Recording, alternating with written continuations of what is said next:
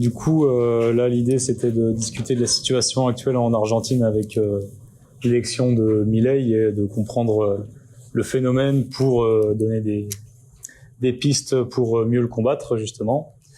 Donc, le monsieur que vous voyez là, Javier Milei, monsieur tronçonneuse, il a été élu le 19 novembre dernier, avec remportant 55,7% des voix contre son adversaire Sergio Massa, qui était anciennement ministre de l'économie et qui était le candidat de la coalition péroniste, qui était au pouvoir en Argentine depuis 2019. Donc voilà, des adversaires. Alors, c'est quand même un coup marquant, qui a des retentissements au niveau mondial, parce que, et national, c'est la première fois que l'extrême droite remonte au pouvoir en Argentine, en fait, depuis la dictature de Videla, dans les années entre 76 et 83.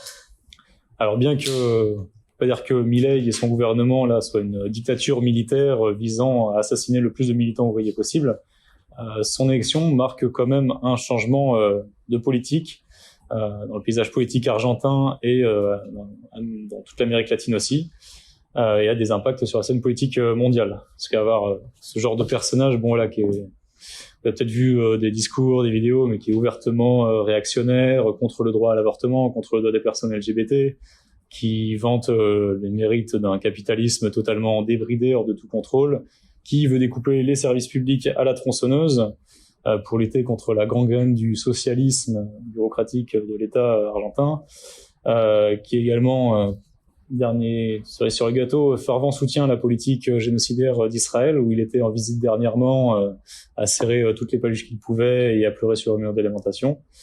Bref, avoir un tel personnage comme ça à la tête d'une des principales puissances économiques d'Amérique latine, qui est aussi alliée des États-Unis, ça a un impact mondial et ça montre un peu un des visages que le capitalisme est en train de prendre dans certains endroits du monde avec cette montée de l'extrême droite.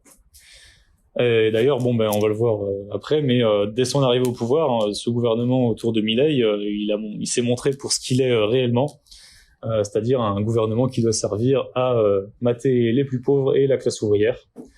On pourra en reparler après dans le débat, mais il a déjà, fin décembre, là, essayé de passer un décret national d'urgence, sorte de 49.3 un peu pour nous, avec tout un paquet de trucs dégueulasses qui visent notamment à privatiser plein de secteurs, donc éducatifs, transport, santé, etc. Il voulait le passer par décret. Il a également essayé récemment de passer une loi appelée Omnibus. Omnibus, là-bas, c'est un bus, quoi, dire que c'était une loi assez grosse, avec un peu une loi fourre-tout qui contenait énormément d'attaques contre les droits sociaux des travailleurs. Alors, il y a eu des mobilisations contre ces attaques-là, dès l'entrée en date de l'investiture de Milei, qui ont été marquées par des journées d'action très suivies, notamment la dernière en date, c'est celle du 24 janvier, où il y a eu, à l'appel de la CGT et la CTA, c'est les deux centrales syndicales majoritaires là-bas, qui sont quasi hégémoniques, il y a eu une grève générale, qui n'a pas été totalement générale pour tout un tas de raisons, notamment dans le secteur informel qui est très présent là-bas, mais qui a réuni qui a eu 1,5 million de grévistes à l'échelle du pays et des manifestations très nombreuses, mais qui malheureusement n'a pas donné lieu à des grèves reconductibles, même s'il y a eu quelques secteurs en lutte, notamment de la culture, qui, pour la raison principale que Milei, dans sa loi Omnibus, il voulait supprimer le ministère de la Culture, donc toutes les subventions qui vont à ce secteur-là. Donc c'est un secteur qui s'est particulièrement mobilisé, ainsi que des assemblées populaires qui continuent encore aujourd'hui à se réunir et qui se sont formés un peu dans la lutte, quoi, pour organiser les manifs, etc. Mais ce qu'on a pu voir quand même, c'est que les dernières mobilisations, la récente qu'il y a eu pour s'opposer à la loi, où il y a eu des manifestations sur la place du Congrès, qui est un peu face, l'équivalent ce serait des manifestations en face à l'Élysée, quoi, rapport à nous, qui sont réunis en fait 3 jours d'affilée pour manifester pour le retrait de cette loi. Ça a été surtout à l'initiative des organisations révolutionnaires et syndicales combatives. Sauf que pourtant, cette loi, elle a fini par être retoquée au Parlement et Milei semble l'avoir acceptée. Mais bon, on peut se dire, et on y reviendra, que sans doute pour mieux revenir à la charge ensuite, et que c'était peut-être un coup d'essai pour voir les réactions du mouvement ouvrier et de la rue face à ces attaques contre le monde du travail. Alors, déjà, une première partie, on va voir un peu qu'est-ce qui a poussé à son élection à ce gars-là, quelles sont les raisons politiques et sociales. Déjà, pour le contexte politique, le paysage politique argentin, il n'est pas tout à fait pareil que le nôtre. Le principal courant politique, c'est le péronisme, dont les candidats à ces élections-là, c'était un courant autour du gouvernement d'Alberto Fernandez et qui se revendique du kirchnerisme, plus appeler ça, de par Nestor et Cristina Kirchner, qui ont été présidents et présidentes d'Argentine début des années 2000 et au début des années entre 2010 et 2014 je crois, pour Cristina Kirchner. Et donc les candidats de cette coalition se revendiquent un peu de la continuité des Kirchner, quoi. Et donc leur candidat pour ces années-là, c'était Sergio Massa, donc l'ancien ministre de l'économie. Alors juste rapidement sur le péronisme, c'est un courant qui est assez vieux, qui est hérité du général Juan Domingo Perón, le mec que vous voyez là, qui a été président d'Argentine à 3 reprises, donc j'ai 2 mandats entre 1946 et 55. Il a été destitué par un coup d'État militaire. Et une deuxième fois entre 73 et 74, donc avant la dictature militaire de 76. Alors la première élection de Perón en 46 a été faite dans un contexte fort de mobilisation populaire contre la dictature de l'époque, qu'il a su capitaliser pour former un pouvoir assez fort et surtout avec un soutien populaire et y compris dans la classe ouvrière important. Donc ce soutien-là, en fait, Perón, il se voulait un peu comme un idéal de conciliation des intérêts de classe dans une situation économique de l'Argentine qui était en pleine croissance économique. Et donc le fait d'avoir un appui populaire fort, ça a été aussi une solution pour la bourgeoisie argentine qui avait à cette époque-là quelques marges de manœuvre et qui pouvait en fait avoir lâché un peu de lest si elle avait le garant que il y avait quelqu'un pour quand même maintenir les rênes des instruments de lutte du mouvement ouvrier, donc des syndicats, etc. Et c'est exactement ce qu'a fait Perón, donc en menant une politique économique basée sur un État fort, avec un idéal de justice sociale, mais surtout des intérêts de conciliation de classe. Nous, ce qu'on défend, c'est que forcément, si on renverse la bourgeoisie, c'est elle qui va toujours gagner. Mais de fait, il y a eu une augmentation des salaires, une amélioration des conditions de vie, etc. Ce qui fait que le prestige de Perón auprès de la population était très grand, y compris de la classe ouvrière qui encore aujourd'hui dans le secteur se revendique du péronisme, quoi. Et donc également aussi le rôle qu'a joué sa femme Eva Perón, qui était un peu une jeune femme qui venait des quartiers populaires, qui aussi passait énormément de temps à répondre à des lettres du courrier, qui allait dans les quartiers populaires faire de l'aide humanitaire, etc., qui était un peu vantée comme une sainte quasiment, l'équivalent de la Vierge Marie descendue sur l'Argentine pour aider les pauvres, ce qui a beaucoup aidé Perón aussi à garder un soutien populaire important, notamment dans les classes de la population les plus pauvres. Donc, alors dès son origine et encore maintenant, en fait, le péronisme, c'est un courant politique qui est très vaste, qui va, aujourd'hui, c'est globalement, c'est un peu la gauche réformiste, les progressistes, on va dire, qui eux-mêmes se définissent un peu comme ça et la population les définit comme ça, qui va jusqu'au centre droit. Mais en fait, notamment avant la dictature militaire de 76, il y avait aussi des milices d'extrême droite, l'Alianza Armada Anticomunista, qui avait pour but de tuer des militants ouvriers directement, qui étaient formés par Perón, des fois pour justement tuer des militants de l'aile gauche, les Montoneros, donc étaient des militants guerrilleros, quoi, affiliés également, qui se revendiquaient du péronisme. Donc vous voyez que c'était dès le départ un globi-boulga très très très très large qui encore aujourd'hui, il y a diverses tendances, même des tendances qui seraient revendiquent du maoïsme, qui soutiennent en tout cas la coalition actuelle, l'ancienne coalition au pouvoir, quoi. Donc ça, c'est pour le péronisme rapidement. Ensuite, la deuxième grande force du pays, c'est la droite un peu républicaine. Donc vous les voyez avec c'est ceux du milieu là. C'était les candidats. La candidate là de cette année-là, c'était Patricia Bullrich. Et Mauricio Macri, c'était le vice-président, candidat à la vice-présidence, qui était avant ministre entre 2015 et 2019. Pardon, pas ministre-président. Entre 2015 et 2019. Et donc bon, c'est un peu l'équivalent de notre droite républicaine à nous, version UMP quoi.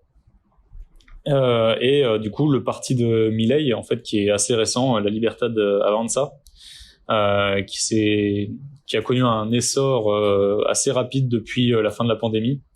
Mais au départ, il se faisait connaître un peu, c'est un peu comme un Trump, hein. Le parallèle est assez bon un polémiste. Bon, lui, c'est un économiste, quoi, mais voilà, il était un chroniqueur un peu polémique, etc.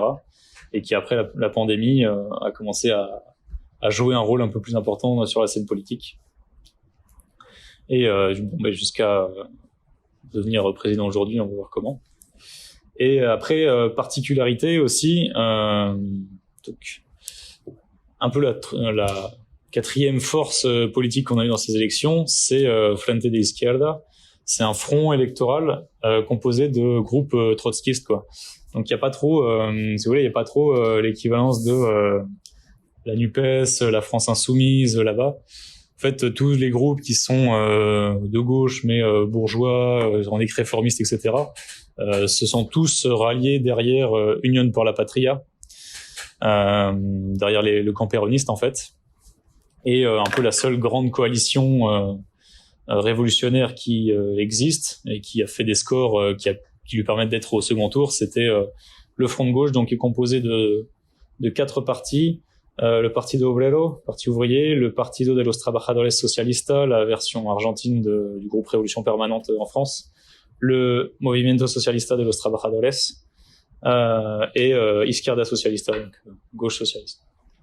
Donc c'est un front qui en tout regroupe quand même des milliers de militants et voire des dizaines de milliers de sympathisants aussi, et qui se présente depuis 2011 comme voilà un pôle des révolutionnaires pour défendre une politique des travailleurs et révolutionnaires. Maintenant, on va voir un petit peu pourquoi justement dans tout ça, c'est Milei qui a réussi à tirer son épingle du jeu. Alors même si on voit que la montée de l'extrême droite c'est un phénomène mondial, notamment aux États-Unis, au Brésil, en Italie, aux Pays-Bas.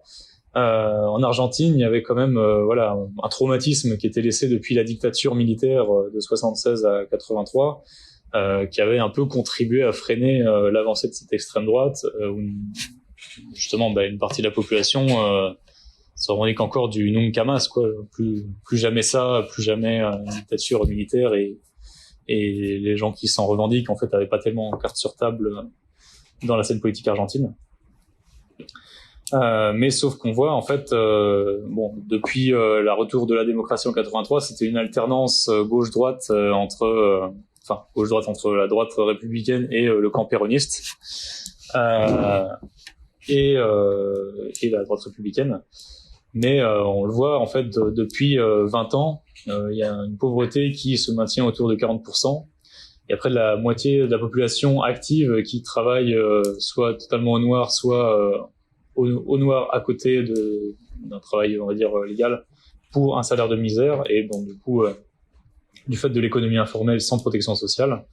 Et là, l'inflation annuelle a dépassé les 250%, avec 20% d'inflation juste sur les mois de janvier et 25% en décembre, quoi.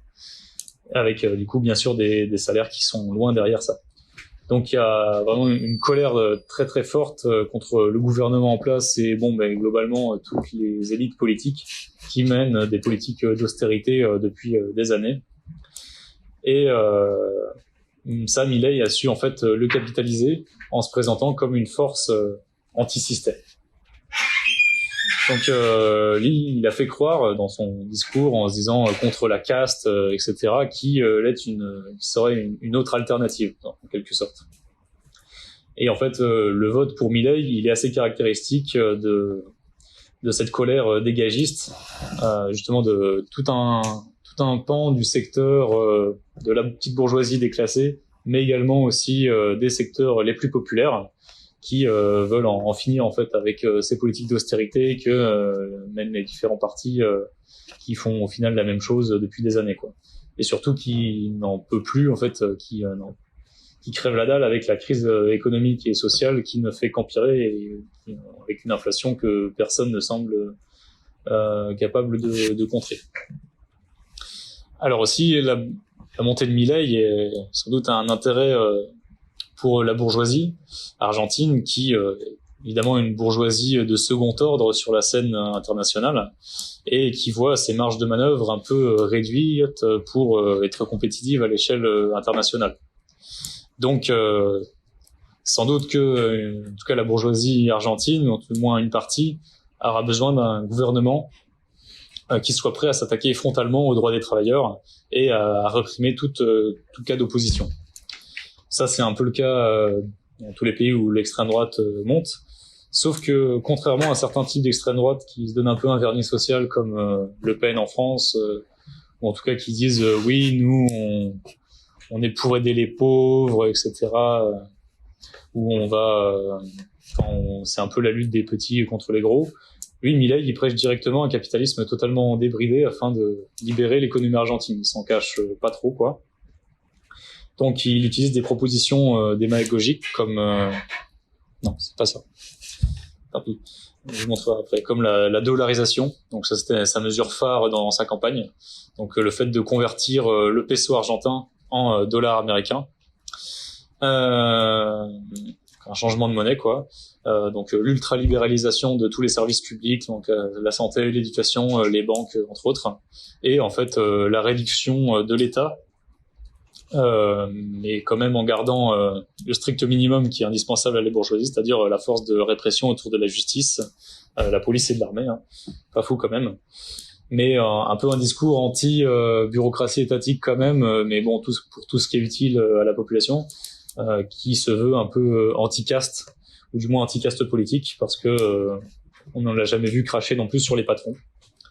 Donc par toutes ces mesures démagogiques et notamment son truc de dollarisation, ça a suscité énormément chez ces électeurs l'espoir d'une économie plus stable et surtout d'avoir des salaires qui seraient pas continuellement rongés par l'inflation, quoi. Des salaires en dollars, que tu sais qu'un dollar le lendemain ça vaudra $1 et pas moitié moins d'$1, quoi. Mais ça part pas que de ça, aussi ça s'accompagne d'une rhétorique complètement inspirée de la droite anti-ouvrière classique et de l'extrême droite, hein, et qui vise directement les organisations de gauche. Donc là, vous voyez contre le kirchnerismo et le kirchnerisme, du coup le courant péroniste actuel, et contre aussi la gauche révolutionnaire. Donc par exemple, là c'était sur ces affiches de campagne sur les bus. Et la traduction, c'est pour que ce bus ne soit plus dévié par un piqueté, c'est un barrage routier que font en fait les organisations piqueteras, donc des organisations de chômeurs en fait, qui pour les plus combatifs d'entre elles, qui sont souvent dirigées par des organisations révolutionnaires, se mobilisent en faisant des coupures des barrages routiers. Donc d'une certaine mesure un peu comme ce qu'ont fait les Gilets jaunes, mais avec un mouvement qu'en fait ça fait plusieurs années, ça fait depuis des années 90 qu'il dure, quoi. Donc ça c'était une partie de la propagande de Milei, c'était s'attaquer directement à ces chômeurs assistés qui font chier les gens qui veulent aller travailler, quoi. Donc il y avait ce genre d'affiches un peu partout sur les bus qui passaient dans la rue, quoi, sympa. Juste rapidement sur le mouvement Piquetelo, sans pouvoir y venir plus en détail, mais voilà, donc c'est un mouvement qui est né à partir de travailleurs privés d'emploi dans les années 90, privés d'emploi parce que notamment le président de l'époque, Carlos Menem, avait mené une politique de privatisation de énormément d'entreprises publiques, ce qui a entraîné des licenciements massifs et une explosion du chômage. Et comme en fait, énormément de travailleurs se sont retrouvés au chômage ou alors ont dû travailler au noir, donc ce qui les empêchait de faire grève pour se mobiliser. Donc la façon qu'ils ont trouvé un peu de se mobiliser, c'est en faisant des barrages routiers pour être visibles et impactants à l'échelle des villes, etc. Donc c'était plutôt dans les provinces du nord de l'Argentine, proches du Chili, qui sont souvent les plus pauvres, également aussi. Et donc c'est ça de faire des piquets de rue, quoi, de route, qui a donné ce nom au mouvement de piqueteros. Et après l'explosion sociale de 2001, où il y a eu un grand mouvement populaire qui a fait entraîner la chute de 5 gouvernements successifs, après un retour à la stabilisation politique, avec du coup les gouvernements péronistes un peu de gauche qui se faisaient passer pour des socialistes, ce qu'ils ont mis en place, c'est une allocation, en fait, des plans d'allocation pour les chômeurs, mais ils n'ont pas du tout répondu aux problèmes structurels du chômage, quoi. C'est vraiment, on donne un peu un plan pour te permettre de pas crever la dalle et aussi calmer un peu le jeu.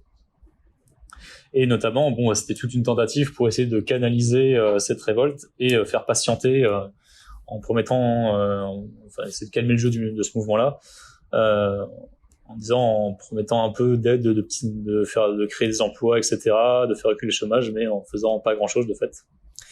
Et c'était une tentative, ça c'est dans les années plutôt entre 2002 et 2007, pour canaliser ce mouvement qui était spontané, qui faisait vraiment flipper les élites et qui a été à l'avant-garde en fait de lutte ouvrière très importante, notamment durant ce mouvement-là en 2001. Donc ils ont réussi, certaines organisations, ils ont partiellement réussi. Certaines organisations piqueteras sont directement liées au gouvernement péroniste, donc se mobilisent pas, ou très peu. En tout cas, tant que c'était les péronistes qui étaient au pouvoir, ils ne convoquaient absolument aucune marche, aucune manif, etc. Mais tout un secteur, notamment dirigé par les organisations révolutionnaires, se sont investis dans la lutte du mouvement piqueteros, notamment le Partido Obrero via le Polo Obrero, qu'on voit ici, une banderole, et le Movimiento Socialista de los Trabajadores, qui a aussi leur organisation piquetera s'appelle le Teresa Vive, qu'on voit là. Après, il y a d'autres groupes qui se revendiquent aussi du guévarisme, des fois qui sont anarcho-communistes, etc. Mais en fait, là, depuis plusieurs années, les seuls un peu qui mobilisaient dans la rue systématiquement contre les attaques des gouvernements, mais aussi une de leurs revendications principales, c'est pas juste avoir une aide, une petite allocation qui te permet de pas crever la dalle, c'est d'avoir des emplois dignes, de pouvoir vivre décemment de son travail, des emplois, des embauches et partage du temps de travail entre toutes et tous, quoi. Mais ça fait que du coup, vu que c'était les organisations piqueteras révolutionnaires, combatives, etc., qui étaient à chaque fois un peu les seuls à se mobiliser, vous imaginez bien que la presse bourgeoise et l'extrême droite et la droite sautent dessus à crocs acérés pour faire toute une propagande disant que c'est leur faute à eux si l'économie va mal, que c'est les assistés qui pompent toutes les ressources de l'État, etc. Donc même dans leur propagande, on a vu avec ce genre d'affiche là, mais également le monsieur là qui a une tête tout aussi sympa, Ramiro Mara, qui était le candidat pour la mairie de Buenos Aires, il a ouvertement dit dans un meeting que s'il serait élu, il mettrait un des dirigeants Piquetelo en prison, quoi. Il parlait de Eduardo Belliboni, qui est un des dirigeants du Partido Obrero. Donc il a dit voilà, je le mettrai en tôle, et c'était un peu aussi destiné à tous les référents, un peu les dirigeants de ce mouvement de mobilisation, quoi. Donc ça c'est quand même tout un ça c'est des manifs de piqueteras du Polo Obrero dans une petite ville, c'est à Bahia Blanca. Donc autre aspect important de la campagne de Milei, c'était évidemment son plan tronçonneuse, donc avec la suppression de tous les services publics qui coûteraient trop cher et plomberaient l'économie. Alors pourquoi il y a quelques personnes enfin pas mal de personnes même que ça a pu convaincre, même si c'était pas tellement pour ça que les gens ont voté pour lui non plus. On s'en est rendu compte un peu après. Mais cette démagogie-là, anti-système public, qui prend beaucoup trop d'argent pour rien, elle prend malheureusement racine sur une situation désastreuse du système public que la population vit très cruellement et durement en fait, qui est le résultat des politiques de coupes budgétaires déjà menées depuis plus de 15 ans. Donc les écoles sont souvent vétustes, avec un manque de chauffage, des fois des rats, des salles de classe insalubres, des enseignants aussi qui voient leur salaire très loin derrière l'inflation, parce que les profs en Argentine sont globalement très mal payés, quoi. En France, on peut se dire que bon, même si c'est pas la joie quand t'es prof, t'es un peu mieux payé que pas mal de gens. Là-bas, les enseignants sont quasiment au SMIC, quoi. Même si bon, ça peut être le cas maintenant avec la contractualisation aussi en France. Mais donc il y a ça, donc il y a souvent sur les salles de classe aussi surchargées avec un manque de personnel. Pareil pour le système de soins, en fait, il y a vraiment un système les hôpitaux sont en totale déliquescence, avec les mêmes problèmes qu'on a en France, manque de personnel, manque de moyens. Également des hôpitaux insalubres avec présence de rats et de pigeons.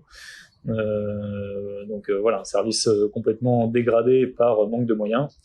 Et là aussi un accès aux soins qui se complique. Donc toute une partie de la population, et notamment la population la plus pauvre, qui n'a pas les moyens de se payer des cliniques privées ou une école privée, est durement frappée en fait par le cruel manque de moyens dans le système public, et se demande bien où va tout l'argent, quoi. De même aussi à la périphérie des grandes villes, c'est souvent là qu'il y a les quartiers les plus pauvres qui sont plutôt poussés à être plus loin. Donc on les appelle Vicha là-bas. Et là c'est souvent en fait des gens qui n'avaient pas de logement, qui ont construit un peu avec ce qu'ils ont trouvé sur place. Donc quasiment des bidonvilles à la périphérie des grandes villes, avec pas d'éclairage public, souvent pas relié aux égouts, avec des fois des raccords d'électricité un peu faits comme ils pouvaient, avec du coup des coupures d'électricité et d'eau qui sont fréquentes. Donc il y a toute une partie de la population, notamment plus pauvre, qui pense que ça peut pas être pire, quoi, et qui aspire cruellement à un changement. Et dernièrement aussi, la pandémie a particulièrement contribué à renforcer les inégalités et la méfiance envers les gouvernements et la classe politique qui imposaient les restrictions, le confinement, etc. Et ça a particulièrement touché un peu pareil que partout dans le monde, quoi, mais les plus jeunes, qui ont été affectés plus directement par les mesures sanitaires prises par le gouvernement. Sauf parce qu'en fait, là-bas, ils ont eu 1 an de confinement, quoi. Pendant 1 an, les écoles ont été fermées. Donc, il y a énormément de jeunes qui sont restés un peu livrés à eux-mêmes, qui sont souvent jamais allés retourner étudier, plutôt on cherchait des petits tafs à droite à gauche pour essayer de s'en sortir un peu. Mais il y a déjà toute une partie des jeunes qui n'a même plus accès de fait à l'éducation, bien que là-bas le système éducatif soit encore majoritairement public, etc. Mais il faut juste bosser pour se nourrir et nourrir sa famille, quoi. Et donc un peu avec tout le regain aussi des théories un peu complotistes, etc. Sam Millet, il a bien su capitaliser ça, et également un peu la désillusion et le désir de liberté de toute cette partie de la jeunesse qui n'a connu que l'inflation, qui c'est très difficile de se projeter dans l'avenir, de dire mais on peut pas faire d'études, même si on trouve un travail, en fait on va pas pouvoir, on va juste vivre au jour le jour, on va même pas pouvoir économiser assez pour avoir notre propre maison, même notre propre appartement et tout ça. Même trouver un travail stable, ça va être compliqué. Et donc il y a une aspiration qui est légitime, quoi, dans la jeunesse, dans la population la plus pauvre, à avoir un retour à l'économie stable, à pouvoir se projeter dans l'avenir, etc. Et sauf que Milei, lui, il a dit c'est en étant plus capitaliste, en libérant l'économie capitaliste le plus possible, qu'on va pouvoir retrouver ça. Et il y a un peu un truc aussi nationalisant, un peu comme le Make America Great Again de Trump, où il y avait un peu ça dans la propagande de Milei aussi, quoi. Et puis bon, dernier truc, voilà, ça c'était une vidéo de Milei dans ses meetings avec sa fameuse tronçonneuse, où il aspergeait les gens avec de la vapeur de tronçonneuse. Alors, il y avait aussi un aspect de la personnalité de Milei qui pouvait malheureusement séduire avec un peu c'est-à-dire qu'il est un peu fou, quoi. Avec ses chiens, il dit qu'il parle dans l'eau, qu'il communique avec l'au-delà, des fois avec des économistes décédés qui lui donnent des idées pour sa campagne, etc. Mais il est aussi très à fond pour le patriarcat, hein, dit ouvertement, donc contre l'avortement, également ouvertement climato-sceptique, et un truc aussi qu'il fait avec sa vice, particulièrement c'est sa vice, c'était sa vice-présidente Victoria Vicharuel, qui est descendante de militaires qui ont participé à la dictature militaire, voilà, en 76, où ils remettent en cause les 30 000 disparus. Non, j'ai pas de photos malheureusement. Les 30 000 disparus de la dictature, qui a eu, voilà, c'était principalement des militants ouvriers qui ont été assassinés, des militants syndicaux combatifs dans la dictature, en disant que c'était seulement 8 000 et qu'en plus c'était majoritairement des victimes du terrorisme guérillero, contre lequel les militaires devaient bien se battre pour un peu restaurer l'ordre dans le pays et le sauver du communisme, quoi. Donc voilà un peu pour globalement tout l'aspect de sa campagne. Alors c'est vrai que ça peut surprendre en se disant à quel point les gens ont pu voter pour lui par adhésion ou pas. Mais en fait, ce que globalement on a pu voir, même si ça resterait à vérifier, c'est que la majorité des votes, en tout cas une grande partie des votes pour Milei n'ont pas été des votes d'adhésion à toutes ces idées, même s'il y en a forcément. Mais en fait, c'est caractéristique des votes de protestation envers les partis traditionnels, et même des gens qui disaient un peu pour être convaincus par la stratégie du pire, c'est-à-dire de dire lui il est un peu fou, mais il est anti-système, etc. Il va faire péter la scène et on va pouvoir reconstruire des trucs mieux après, quoi. Également, chez toute une partie de la population, sa formation d'économiste lui a donné du crédit pour se faire élire, et notamment sur son truc de dollarisation. Et c'est principalement ça, en fait, qui a pu aussi également faire que la droite s'est ralliée à lui. C'est son programme économique autour de la dollarisation. Alors, donc voilà, ça c'est la courbe de l'inflation. Vous pouvez voir entre 2017 et 2023. Vous voyez que sur toute l'année 2023, elle dépasse les 200%, et là, on est à une inflation de 20% par mois. Et un autre truc, voilà, aussi pourquoi le truc de la dollarisation aussi a été un peu bien compris par pas mal de gens et pouvait passer comme quelque chose on va dire de plus stable. C'est, je sais pas si ça se voit bien, la ligne orange en haut, c'est le taux de change non officiel du peso pour le dollar, et c'est l'évolution sur toute l'année. Et en fait, le taux de change non officiel, en fait, il est quand même assez officiel pour les échanges internationaux. C'est celui qui en fait dicte les échanges au niveau international, quoi. Et ce qu'on peut voir, c'est chaque pic, en fait, c'est sa caractéristique de la confiance que place l'économie mondiale dans la situation économique d'Argentine. Vous voyez, où chaque pic, du coup, où le dollar, le taux de change blue s'est envolé, c'est au moment des tours des élections, quoi. Là, le premier, c'est le premier tour qu'ils ont eu en août. Ensuite, il y a eu le second tour, puis le troisième tour, et là, ensuite, juste après l'élection de Milei, il y a encore eu une nouvelle dévaluation du taux non officiel. Donc ça c'est un peu un indicateur assez marquant, et que tout le monde regarde, en fait, en Argentine, pour voir un peu, c'est un peu un thermomètre de l'économie, quoi. De voir à quel point le taux de change non officiel s'est envolé ou pas. Euh, et ensuite, ce qu'on voit là en rouge en dessous, ça c'est le taux officiel, donc qui est encadré de façon un peu artificielle par le gouvernement.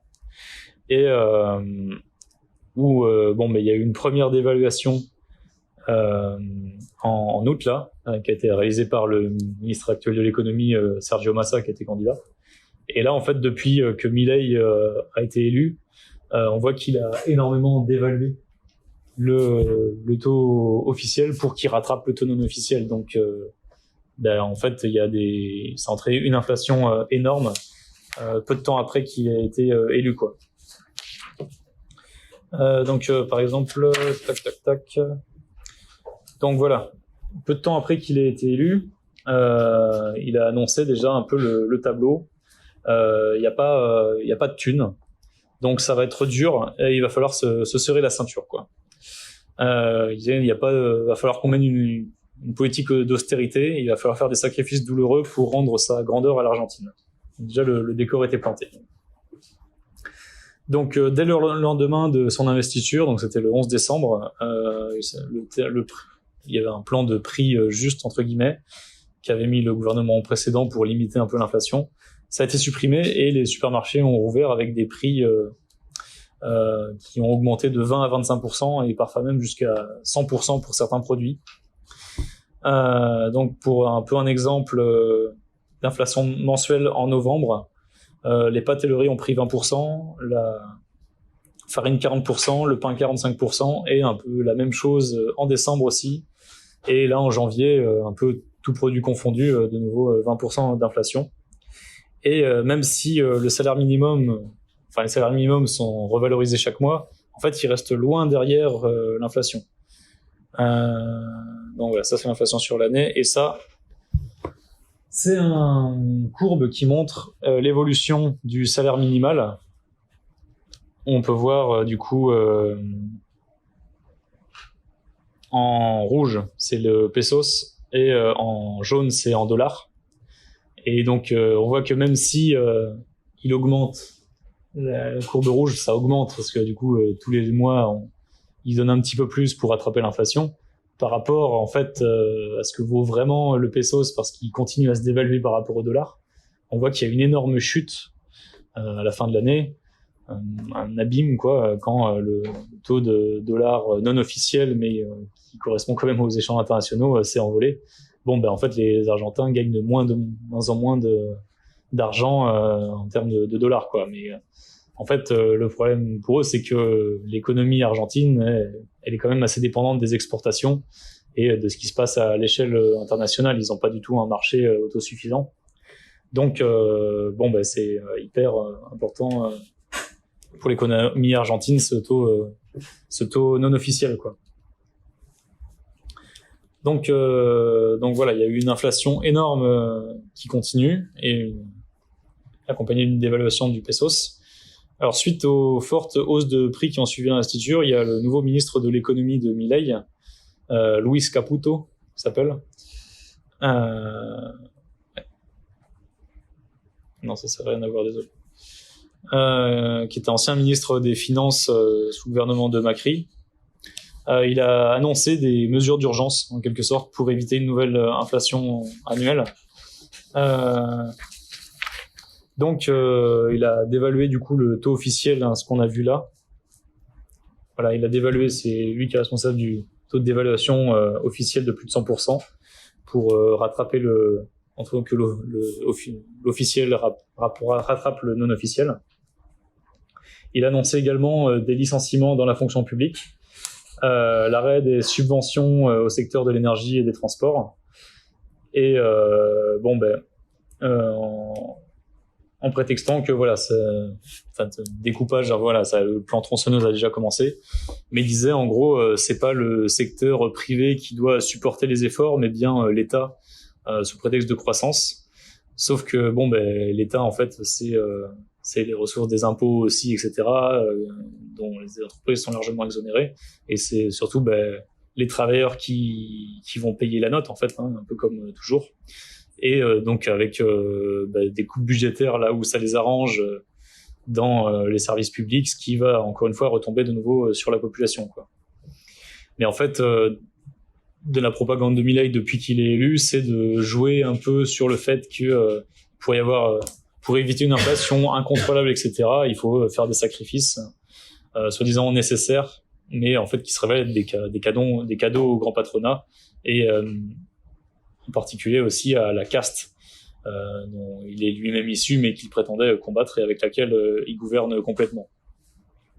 Parce que bon, à savoir aussi, c'est que bon nombre de dirigeants de la droite, donc notamment la candidate Patricia Bullrich, qu'on voyait au début, là, Mauricio Macri, se sont vite empressés d'aller toquer à sa porte et l'ont appuyé d'ailleurs durant la campagne du dernier tour pour justement avoir des postes de ministère. Donc Patricia Bullrich, elle est responsable du ministère de la Sécurité notamment. Et donc ce qui fait que en fait pour la droite c'est un peu tout bénef parce que c'est Milei qui va être en première ligne, prendre un peu tous les coups si ça se passe mal, mais derrière ça c'est très clairement une politique d'austérité que la droite voulait mettre en place, de répression contre les organisations combatives révolutionnaires qui était dans sa campagne, enfin qui était on va dire qui faisait partie complètement de la propagande de la droite, mais qu'elle ne prend pas les risques entre guillemets pour son application, dont en fait elle pourra toujours tirer un peu son épingle du jeu de cette façon-là, quoi. Donc voilà, pour aller un peu vers la fin, donc on voit que Milei il a pas perdu de temps après avec son entrée en fonction pour s'attaquer à la classe ouvrière, sauf qu'il y a eu quand même quelques ripostes, donc notamment voilà le 20 décembre il y avait un appel lancé par les organisations révolutionnaires pour se mobiliser massivement contre l'investiture de Milei. Alors le 20 décembre c'est une date un peu historique, c'est la date anniversaire de la chute du gouvernement autoritaire de la Rúa, qui est tombé en 2001 en fait suite au grand mouvement populaire qui s'appelle l'Argentinazo. Et donc voilà, le 20 décembre le 19 et 20 décembre 2001, il y avait des milliers de gens, des dizaines de milliers de gens qui se sont mobilisés sur la place que vous voyez là, c'est la place de Mai. Donc c'est un peu une place de lutte historique, quoi. Donc il y avait c'était un peu une date importante pour démarrer un peu un cycle de lutte, voir un peu à quel point la population était prête à se mobiliser contre Milei. Donc c'était à l'initiative des organisations révolutionnaires, donc du FITU et aussi des groupes syndicaux combatifs.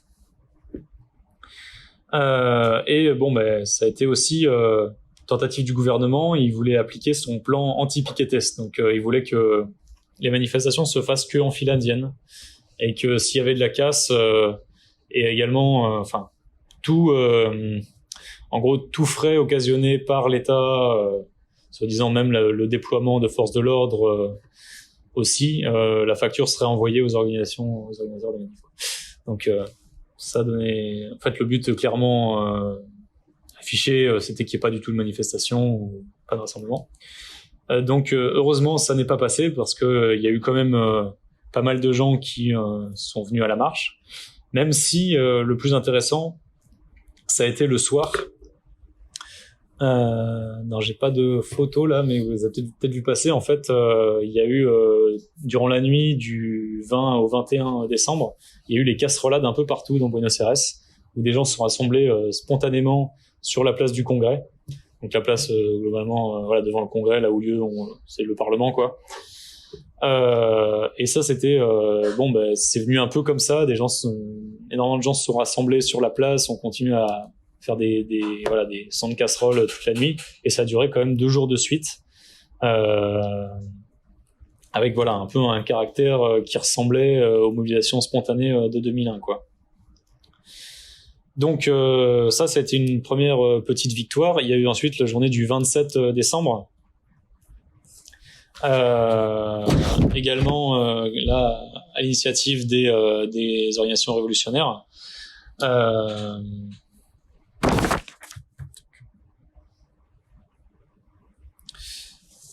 Oui, c'est ça. Donc, juste avant en fait cette journée du 27 décembre, Milei il avait annoncé son décret national d'urgence. Donc, il annonçait une récession de 2 ans, la fin de l'encadrement des loyers et des prix de l'énergie. C'est-à-dire que normalement, par la loi, les loyers sont censés augmenter que deux fois par an. Et là, maintenant, c'était pour les propriétaires, c'était du pain béni, quoi. Vous pouvez augmenter quand vous voulez. Donc, forcément, pour la population qui loue ou sous-loue, c'était absolument désastreux comme situation. Et donc, il y a eu cette nouvelle journée du 27 décembre où il y a eu d'autres organisations, y compris certains, les courants péronistes se sont joints. Justement, ce jour-là même, c'est là que Milei avait annoncé sa loi Omnibus, qui prévoit entre autres la suppression ou la réduction des instituts culturels, tels que l'Institut national du cinéma, et des arts audiovisuels, l'Institut national contre les discriminations, la xénophobie et le racisme, et des coupes budgétaires dans les universités, dans le secteur de l'enseignement, un peu partout, secondaire et primaire aussi. Donc il y a eu là pareil un peu des mobilisations spontanées et la préparation de la grève du 24 janvier qui on pourra revenir dans la discussion. En fait, ça a été une grosse journée de grève sur le moment donné, mais il n'y avait pas énormément d'assemblées de lutte sur le terrain, dans les entreprises, etc. Et c'est que en fait certains secteurs les plus mobilisés, comme le secteur de la culture. Ça c'est des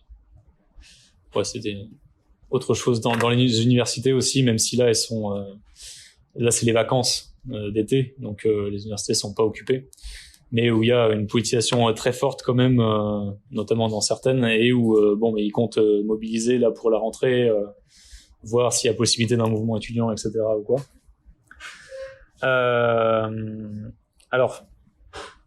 Sauf que finalement cette loi là Omnibus, elle a été renvoyée à la commission d'examen. Elle n'a pas été acceptée par le différent du Sénat, quoi. On peut y voir pas forcément, même si on aimerait bien ça c'est un avis un peu personnel, mais une victoire de la rue, parce que en réalité, si on regarde à l'échelle du pays, il n'y a pas eu une explosion massive d'intervention des masses partout par des grèves générales, etc., ce qui aurait pu faire reculer Milei sur ce projet de loi. Mais on peut voir peut-être plutôt une sorte de pression institutionnelle de les secteurs bourgeois de ne pas vouloir valider tout ce que fait Milei, ou aussi potentiellement peut-être une répétition à échelle de taille réelle, quoi, de voir à quel point la gauche et les organisations révolutionnaires étaient capables aussi de mobiliser avant de faire passer, de revenir à la charge, parce que c'est sûr qu'il va revenir à la charge et faire passer tout un tas d'autres saloperies. Donc même s'il a pas pu passer sa loi avec tout un tas de réformes dégueulasses, il a déjà annoncé qu'il y aurait une politique d'austérité accrue, en disant pas de bol, il me laisse pas passer mes projets, on va devoir augmenter les tarifs du gaz, du transport notamment. Il y a une augmentation des prix des tickets de transport en commun, de bus et de trains. Un gel des salaires et des pensions, et ainsi qu'une augmentation des impôts, quoi. Donc il continue dans cette logique d'attaque sur le pouvoir d'achat et sur les salaires, qui sont continuellement rongés par l'inflation et sont dans bien des cas complètement gelés, quoi. De plus aussi, dernier truc, apparemment le budget des universités il n'a pas été augmenté, et ce qui fait qu'avec l'inflation, en fait il y a tout un risque de ne pas pouvoir payer l'électricité jusqu'à la fin de l'année, parce que là on est à la fin de l'été, mais l'hiver va arriver, parce que c'est inversé. Donc possible que des universités qui doivent fermer pour manque de chauffage d'ici la fin de l'année, ou manque d'électricité, etc., quoi. Et dernier truc en date, il a aussi annoncé qu'il allait s'attaquer au droit à l'avortement dans le but de l'interdire.